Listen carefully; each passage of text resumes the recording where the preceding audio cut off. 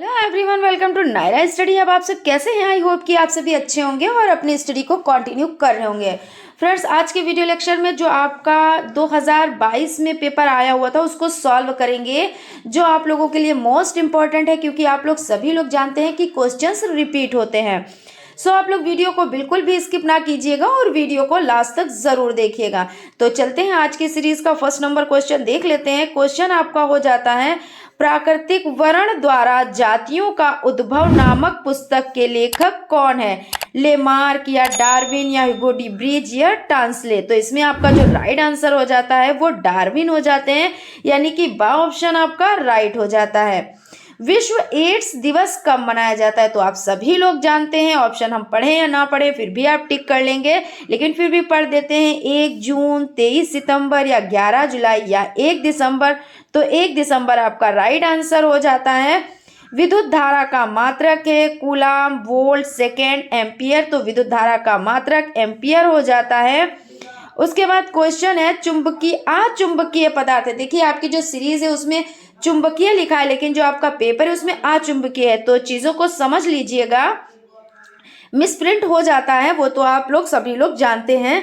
तो इसमें अचुंबकीय जो पदार्थ है वो निकिल, लोहा, कोबाल्ट, ये तो चुंबकीय हो जाते हैं, लेकिन जो सोना है वो आपका राइट आंसर हो जाता है, यही आपका अचुंबकीय पदार्थ हो जाता है। डोलोमाइट किसका अयस्क है? तो डोलोमाइट देखिए Hg तो पारा हो जाता है ना, और Mg या Mn या Zn तो Mg हो जाता है, यानी कि बा ऑप्शन आपका राइट हो जाता है। क्वेश्चन है आपका अति लघु उत्तरीय प्रश्न में कि आवेश का मात्रक क्या है? एकांक आवेश किसे कहते हैं? तो आवेश का मात्रक कूलाम है। एकांक एक कूलाम आवेश वो आवेश है जो अपने से 1 मीटर की दूरी पर निर्वात में रखे अपने बराबर के समान आवेश का 9.0 गुणे 10 की पावर 9 न्यूटन के बल से प्रतिकर्षण करता है। ओम के नियम को परिभाषित कीजिए तथा प्रतिरोध व विद्युत में संबंध लिखिए। तो प्रतिरोध R के साथ V विभवांतर का स्रोत लगाने पर उसमें विद्युत धारा I प्रवाहित होती है। ये 3 राशियां ओम के नियम का पालन करती हैं। V बराबर I R। आवर्त तथा वर्ग से क्या समझते हैं? तो आवर्त तत्वों के परमाणु भार के वृद्धि क्रम में क्रमबद्ध करने पर क्षैतिज कतारें प्राप्त होती हैं, जिन्हें आवर्त कहते हैं। वर्ग आवर्त नियम के अनुसार तत्वों को परमाणु भार के वृद्धि क्रम में क्षैतिज कतारों में सजाने पर समान गुण वाले तत्व एक ही ऊर्ध्वाधर कॉलम में उपस्थित रहते हैं, इन्हें वर्ग कहते हैं। तो इस तरह से आपका हो जाता है। उसके बाद है खनिज एवं धातु से आप क्या समझते हैं? तो खनिज क्या है? तो खनिज आपके हो जाते हैं, खनिज से शुद्ध धातु प्राप्त करना कठिन हो जाता है, और धातु जिसको अयस्क भी कहते हैं, तो धातु से शुद्ध धातु प्राप्त करना आसान हो जाता है। इस तरह से भी आप कह सकते हैं कि भू प्रकृति में प्राकृतिक रूप से जो तत्व या यौगिक पाए जाते हैं खनिज कहलाते हैं, और ऐसे तत्व जो इलेक्ट्रॉन को त्याग कर धनायन प्रदान करते हैं वे धातु कहलाते हैं। उसके बाद आपका क्वेश्चन हो जाता है, एलिसा परीक्षण क्या है? एलिसा परीक्षण एड्स का पता लगाने के लिए किया जाता है। इसमें देखिए डायरेक्ट एलिसा तकनीक एक परीक्षण हो जाता है ना। इसमें एक एंजाइम लेबल एंटीबॉडी का उपयोग सॉल्यूशन घोल में उपस्थित एनालाइट से बाइंड होने के लिए करते हैं। ये एक बार बाइंड होने पर एंजाइम लेबल एंटीबॉडी रंग बदलने के लिए सबस्ट्रेट के साथ रिजेक्ट कर सकती है और एनालाइट की मात्रा का पता करने में सहायक होती है। आपका क्वेश्चन हो जाता है, हेपेटाइटिस बी शरीर के किस अंग को प्रभावित करता है? तो हेपेटाइटिस बी वायरस के कारण होता है जो लीवर यकृत पर हमला करते हैं और उसे क्षति पहुंचाते हैं। ठीक है ना। तो इस तरह से आपके ये क्वेश्चंस हो जाते हैं। उसके बाद लघुत्तरीय टाइप क्वेश्चंस को देख लेते हैं। विद्युत विभवांतर को परिभाषित कीजिए। तो यहाँ पे देख लेते हैं विद्युत विभवांतर। विद्युत विभवांतर को परिभाषित कीजिए। तो किन्हीं दो बिंदुओं के विद्युत विभवांतरों के अंतर को विभवांतर या वोल्टता कहते हैं।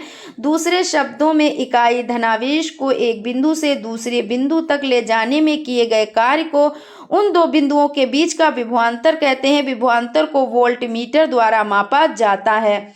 उसके बाद आपका क्वेश्चन हो जाता है, यहाँ पे आप देख सकते हैं क्वेश्चन है आपका धातु निष्कर्षण से आपका क्या आशय, इसकी प्रमुख विधियों का विस्तार पूर्वक वर्णन कीजिए। तो देख लेते हैं धातु निष्कर्षण। तो धातु का निष्कर्षण धातुओं को उनके प्राकृतिक स्रोत से विभिन्न रासायनिक परिवर्तनों का प्रयोग करके प्राप्त करना धातु निष्कर्षण कहलाता है।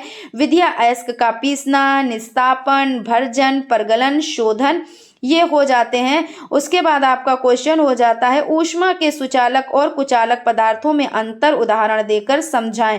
तो ऊष्मा के सुचालक और कुचालक वे पदार्थ जिनमें आवेग एक स्थल से दूसरे स्थल को सुगमता से प्रवाहित हो जाता है विद्युत के चालक अथवा सुचालक पदार्थ कहलाते हैं, तथा वे पदार्थ जिनमें आवेश का प्रवाह नहीं हो सकता विद्युत के कुचालक पदार्थ कहलाते हैं। उदाहरण के लिए विद्युत के सुचालक पदार्थ हैं पीतल, तांबा, चांदी, कार्बन, पारा, अम्लीय जल, लवणों के जलीय विलयन, मनुष्य का शरीर एवं पृथ्वी। इसी प्रकार विद्युत के कुचालक पदार्थ है कांच, आबनूस, रेशम, गंधक, मोम, सूखी लकड़ी, चीनी, मिट्टी, लाख, रबड़ आदि ये हो जाते हैं।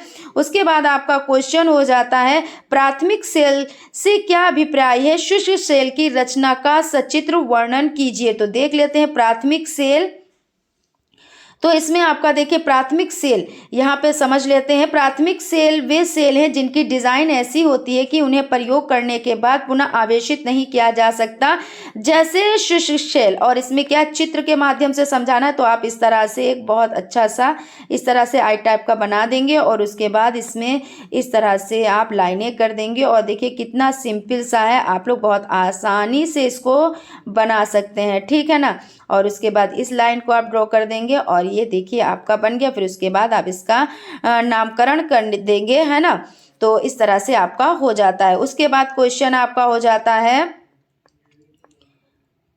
जैविक तथा अजैविक घटकों को परिभाषित कीजिए। तो देख लेते हैं जैविक तथा अजैविक घटक। इसमें जैविक और अजैविक घटक देखिए जैविक तथा अजैविक घटकों को परिभाषित कीजिए। जैविक घटक वे घटक होते हैं जिनका संबंध सजीव से होता है ना।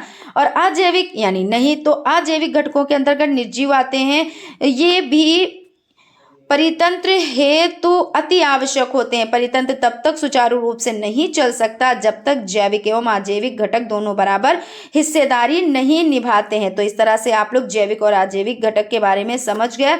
उसके बाद क्वेश्चन आपका हो जाता है, यहाँ पे देख लेते हैं क्वेश्चन आपका हो जाता है लाल रक्त कणिकाओं तथा श्वेत रक्त कणिकाओं में अंतर को स्पष्ट कीजिए। तो यहाँ पे देख लेते हैं लाल रक्त कणिकाएं और श्वेत रक्त कणिकाएं। अब यहाँ पे देखिए धातु और अधातु दिए हैं, यहाँ पे इसका क्या काम था, है ना। तो यहाँ पे लाल रक्त कणिकाएं और श्वेत रक्त कणिकाएं। लाल रक्त कोशिकाओं को एरिथ्रोसाइट कहा जाता है और श्वेत रक्त कोशिकाओं को ल्यूकोसाइट कहा जाता है। और उसके बाद है आकार 6.8 UM व्यास के बीच भिन्न होता है और आकार जो आपका श्वेत रक्त कणिकाएं हो जाती हैं वो आकार 12 से 17 UM व्यास के भिन्न होता है। उसके बाद आपका क्वेश्चन यहाँ पे देख लेते हैं कौन सा है आपका। देखिए एड्स का पूरा नाम लिखिए, एड्स के कारणों एवं लक्षणों को लिखिए। लास्ट क्वेश्चन आपका है, इसको समझ लेते हैं। तो यहाँ पे एड्स से आशय पहले देख लेते हैं। AIDS एड्स का पूरा नाम एक्वायर्ड इम्यूनोडिफिशियेंसी सिंड्रोम है।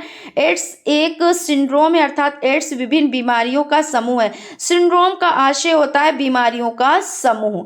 अतः सामान्य धारणा बनी हुई है कि एड्स एक बीमारी नहीं बल्कि सिंड्रोम है। सिंड्रोम का अभिप्राय होता है एड्स एक विषाणु से उत्पन्न होने वाला रोग है जिसको HIV कहते हैं। HIV का पूरा नाम ह्यूमन इम्यूनोडिफिशियेंसी वायरस मानव प्रतिरक्षा अपूर्णता विषाणु है। एड्स का वायरस HIV का लक्ष्य कोशिका T4 लिम्फोसाइट से या लिम्फोसाइट्स मानव में प्रतिरोध क्षमता को बढ़ाती है, परंतु HIV वायरस T4 लिम्फोसाइट्स को लक्ष्य मानकर प्रतिरोध तत्व को निर्बल बना देता है, जिससे एड्स पीड़ित व्यक्ति में विभिन्न बीमारियां हो जाती हैं। एड्स रोग का पता 1981 में चला था। 1982 में एड्स का वायरस HIV संज्ञान में आया था। HIV की संरचना देख लेते हैं स्ट्रक्चर। HIV गोलाकार संरचना है, इसका व्यास 90 से 120 nm होता है। HIV के वायरस का आवरण कोशिका कला की भांति दो परतों का बना होता है।